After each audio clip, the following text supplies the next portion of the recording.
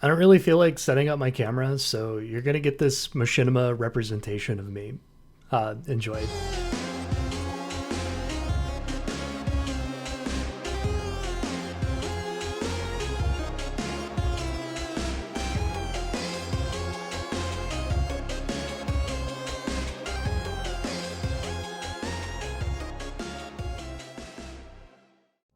As some of you may have gathered by my previous devlogs for both Light 'em Up and Malicious Mages, every year of development is focused around getting a demo together for the Arkansas Indie Game Festival. Because we put Light 'em Up in a hiatus and I was working on restarting Malicious Mages back up from scratch, I didn't get to show anything in 2023. I did give a talk on multiplayer networking though, so I could feel like I contributed somehow, but not being able to show anything in 2023 made me feel pretty defeated.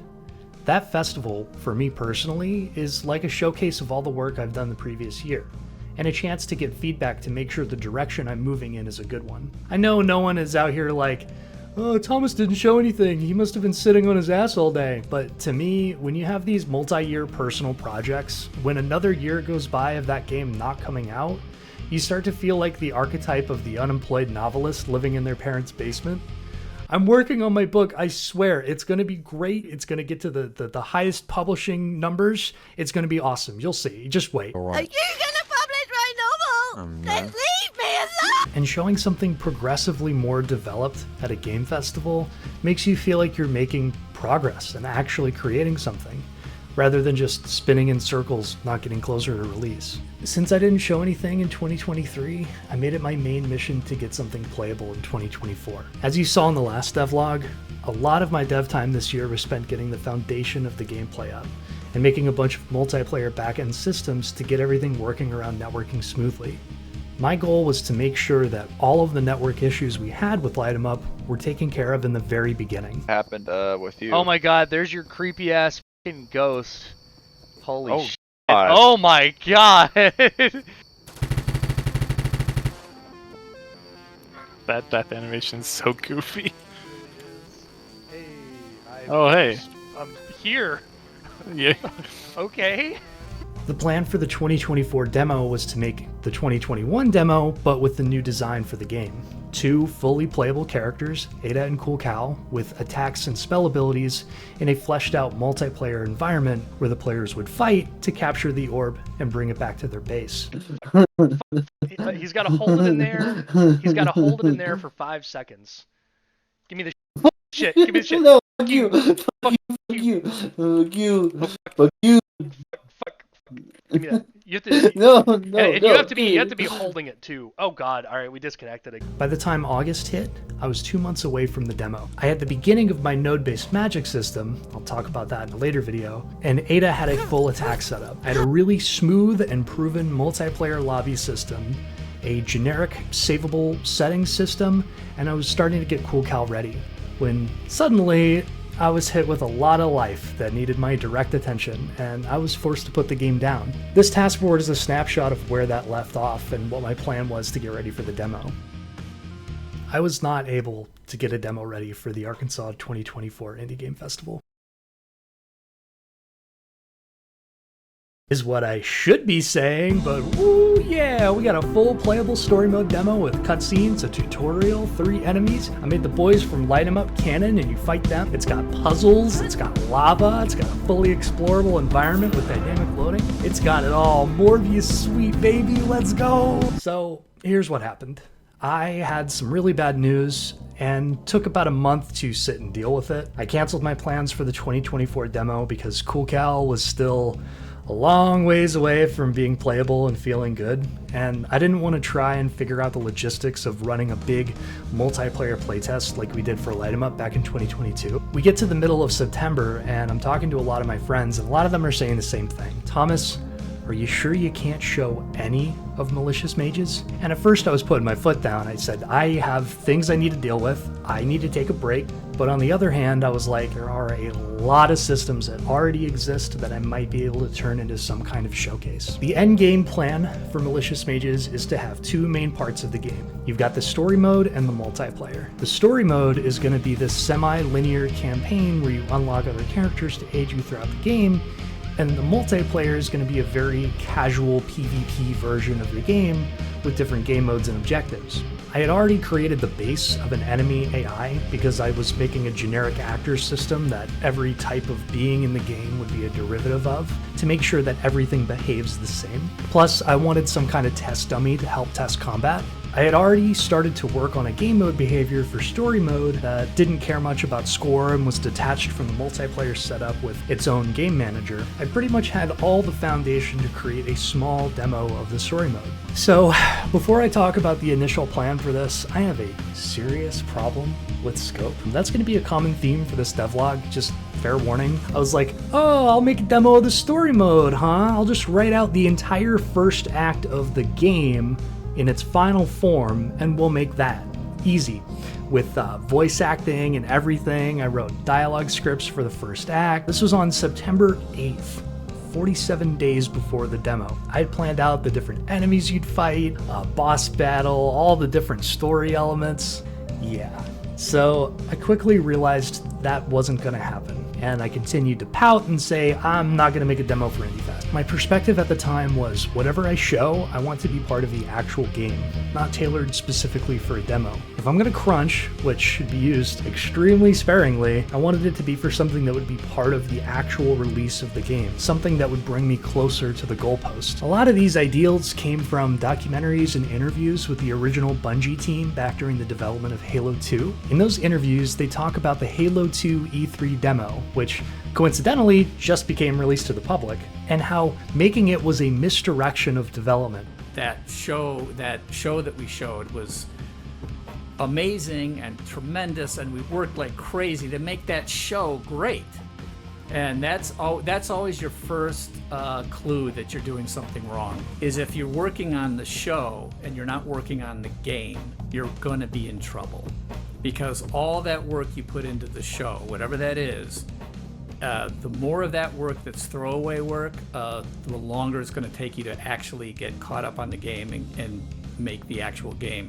They talked about how they had to push so hard to make that demo, and most of it wasn't even used in the final game, or even elements of it didn't even help push those systems into a final form. Those interviews always sit in my head as some kind of foreboding warning. Eventually, I started to think of a smaller scope demo. I wanted to be able to show off combat, get feedback on it, and I wanted it to be a co-op PvE experience, so I can get feedback and test the networking. And I wanted an initial version of my magic system working with pre-made spells for users to play with. My starting plan was to have Ada introduce the player to the demo, talk about what the game is and what they're doing, and the player was going to move through 3 rooms fighting different enemies in each one, then grabbing the orb and bringing it back to the start. Not necessarily an example of a story mission, but just a little tutorial demo. So I sat down and started planning out what enemies I was going to make for the demo. Going back to the first plan of making the first section of the game, I thought about making the enemies I had planned for that part 3 variations of this rock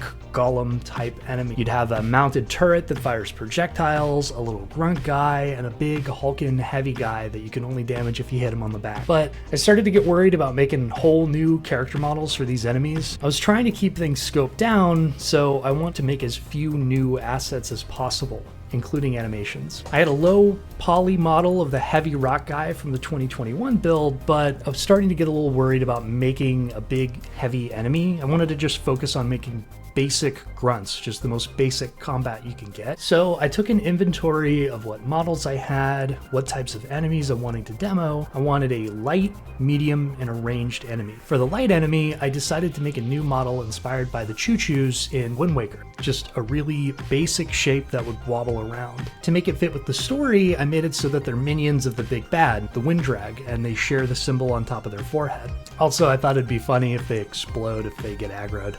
For the ranged enemy, I decided to reuse the character model from Light 'em Up and make it so that they shoot their guns at you from afar and melee you with the butt of their rifle if they get too close. This worked for me because I already wanted to include them in the story. In Light 'em Up, they're known as the Asset Recovery Unit, and they're supposed to be this elite, scary team. I thought it'd be cool if they're canon to Malicious Mages and are tasked with retrieving the orb. I always thought it'd be funny if you're playing this cute little game about magic and then a SWAT team comes out of nowhere and holds you at gunpoint. And then for the medium medium enemy, I was thinking about taking my spaceman model I use as my avatar and changing it up to be like a faction from the story that is obsessed with magitech, and they would cast spells at you, showing an example of enemies using magic. But again, I was a little worried of making my magic system robust enough to support enemies using it, as well as making non-Ada specific spells. So I decided to change him to be this generic skeleton melee type guy by taking Cool Cal's model and changing it up a bit and adding a sword and shield. Then I made them part of the Winddrag's minions by adding the symbol on top of his head.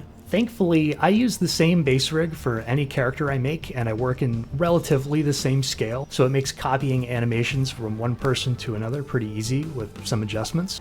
I have these series of roll animations I made for Ada for dodging that I just retargeted onto all of the other rigs to make it so they can dodge.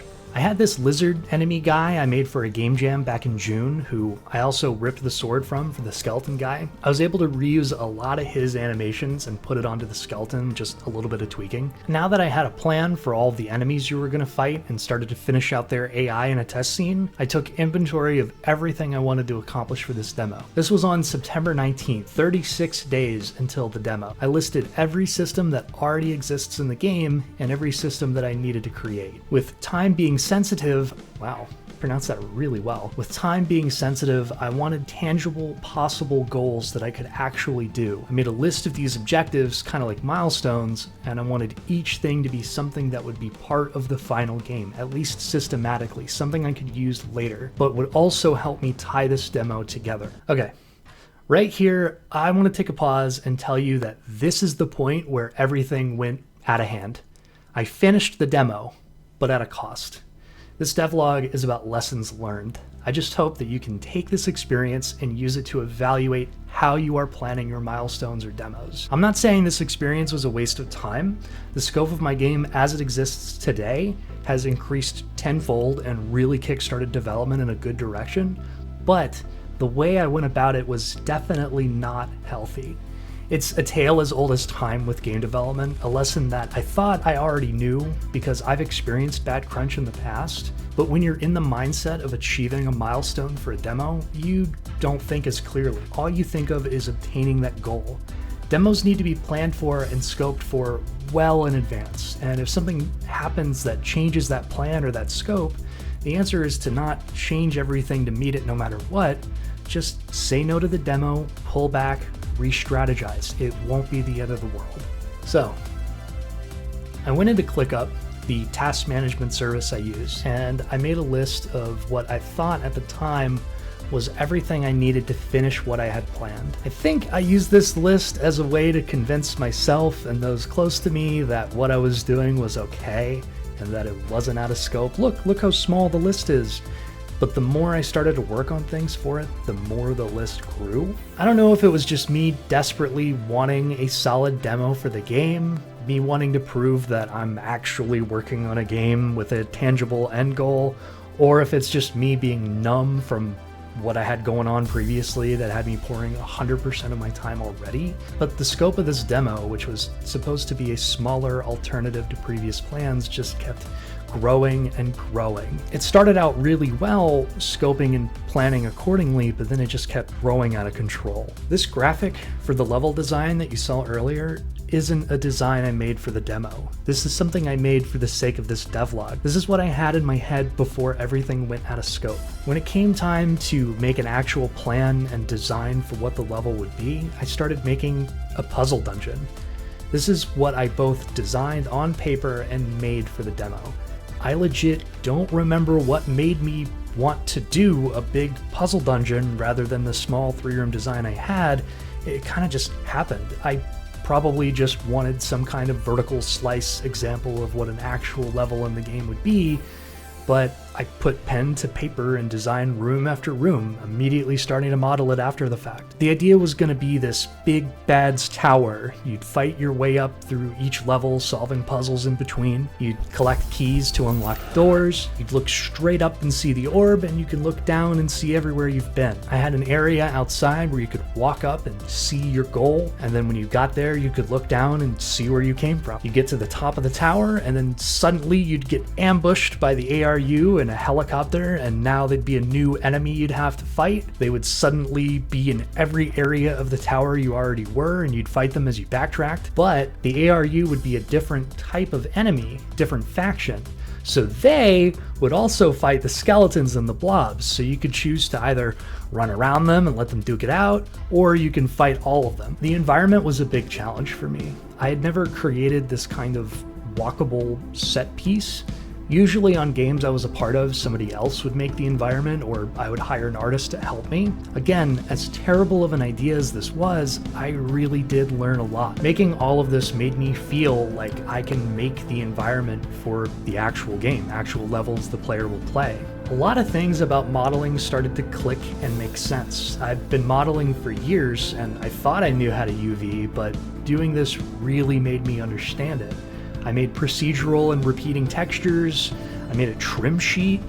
Overall, I made it pretty efficient. Obviously, this was heavily rushed, and it's a little rough around the edges, but from my inexperience and the short amount of time that I made it, I'm pretty proud of how it all turned out. I also went and snagged some assets made by Dalton Barnett for the 2021 build, and I used them as props. I had a pretty funny issue where my plan for the doors was they were going to move vertically, like in Zelda, into the space between the two walls. But in my tired state, I left enough room for the door to fit between this brick doorway, but not enough room to fit in between the space of the walls above it. So I had to change to hinge doors, which worked out in the end. I started working on systems in the list. Anytime I would pick up a new feature, I would make a new section on the board and make sticky notes for everything I would have to do to get that feature made, as well as increase the number of tickets on my ClickUp board for the individual items. With the generic actor system I mentioned earlier, the damage system requires some kind of actor to enact the damage so the system knows who's responsible for it, which creates an interesting problem when you want environmental damage, like swinging axe blades. I remembered that this exact reason is why it says killed by the Guardians in Halo when you die from environment traps. It always goes back to Halo with me. I'm not sorry. It will happen again. So I made it so the system spawns a secret Guardian actor that exists in the background of your game, responsible for all the environmental terror you might experience. When my game finally releases and you play on any map, I want you to know there's always someone secretly watching you. When it comes to facial animations for my characters, I always tend to use blend shapes for mouth movements and a series of sliders controlling each phoneme. For anyone doing blend shape animations in Blender and trying to translate them into Unity, you might know that it can be a little tricky to get the animation to line up on the NLA track.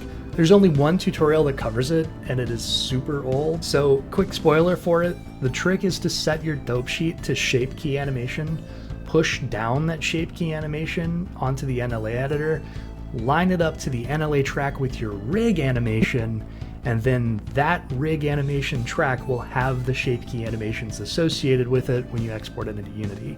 So because I'm counting on this working for any dialogue I'm having in Unity, I wanted some kind of cutscene featuring mouth-synced dialogue to make sure that this will work as a proof of concept. I was always a big fan of Sergeant Johnson and his non-canon cutscenes when talking about or introducing a demo in Halo.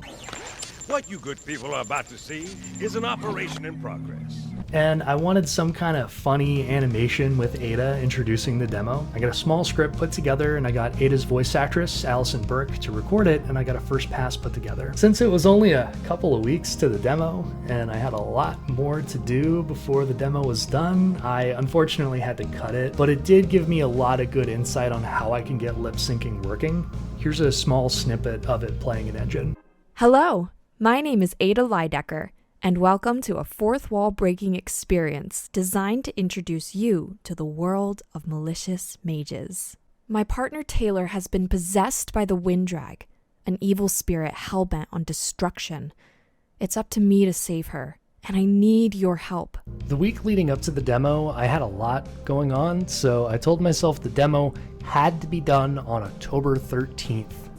Ideally, I wanted it done on the 9th, where I would just send a build out to some friends and then spend the next week only fixing bugs, but that just didn't happen. Instead, I crunched right around my friend's wedding and my girlfriend's birthday. I did manage to get some small tests to validate network support, but nothing really substantial to make sure everything was good. By the night before the demo, I had to record some footage of it to be used by the festival, and I was literally falling asleep while recording it. You can see my character just running into a wall. I had barely gotten any sleep in 2 weeks. I was stressed, tired, and anxious. At that point, I just wanted it all done. Overall, I had a pretty solid demo. I had a tutorial with dialogue from all the characters I had done, full controller support, co-op multiplayer over the network, combat with 3 enemy types, spells, mana, cutscenes, and a complete puzzle dungeon demo. Most players that played it during the festival managed to complete the demo and got to the end, and they seemed to have a good time doing it. The co-op multiplayer worked with minimal issue. Players had a cool dynamic with the orb where one person would take the orb and run, while the other one would fight off enemies. When it came to platforming puzzles, players would help each other reach the other side. I had pick-upable bombs that players would troll each other by placing the bomb in their path and blowing it up. The exact kind of co-op chaos I was hoping for. It worked exactly how I wanted. It wasn't without its issues though. It was put together extremely last minute. The door to the main dungeon was missing, and you had to just walk to the imaginary location to enter the temple. Most players got it, but I was so tired that when people would say, "Hey, isn't there supposed to be a door there?" I would just look at them and go, "Yeah." I also had a bit of a design snafu where when you get the orb, you have to take it to the beginning of the level, and an objective marker pops up at the entrance, which is visible from the top, making players think they have to jump down to get there. But if you do that, you die, and the game breaks. So, do I regret it? Yeah, it's complicated. I don't recommend anybody crunch on their game for 45 days straight right after a stressful life event, but every system I wrote for the game during it is part of my plan for the final release, and I tried to write it with care and thought for future plans and trying to avoid technical debt from fast development as much as possible. Probably some leaked in there, but we'll deal with it. I got a lot of good feedback on where I'm at now with combat. I really do feel that after that experience, I have a solid foundation and systems in place to start building my game. What felt like years away suddenly feels closer. The development of my game was heavily kickstarted by this demo. And yeah, there's a lot of work to do, but I have the groundwork for handling loading campaign environments and zones, co-op spawn behavior, initial enemy behaviors, dialogue, cutscenes, both animations and quick snap events. With this, I feel like I can start building out and expanding upon levels that the player will actually play in the final game, which would give me the opportunity to quickly test out ideas, iterate, see what works, scrap what doesn't, while still making forward progress on my game. I probably won't release that demo publicly, at least it's not in the plan at the moment. I know it's the exact issue with the Halo demo, but I was able to take a lot away from it, and I could probably use it to test character combat as I add stuff. The plan now is to take a step back and strategize, take the break I was supposed to take before, make this devlog, binge watch a lot of Stargate SG-1, and play Sonic X Shadow Generations. I'm going to start fleshing out my magic system for the game, which deserves its own video, but I'm working on some paper prototypes of different spells and ideas. I'm also thinking about taking my multiplayer framework I made for Malicious Mages with the social lobby system and reapply it to Light 'em Up, get that game closer to release. But we'll see. I'm going to go sleep for eternity now, so thank you, and until next time.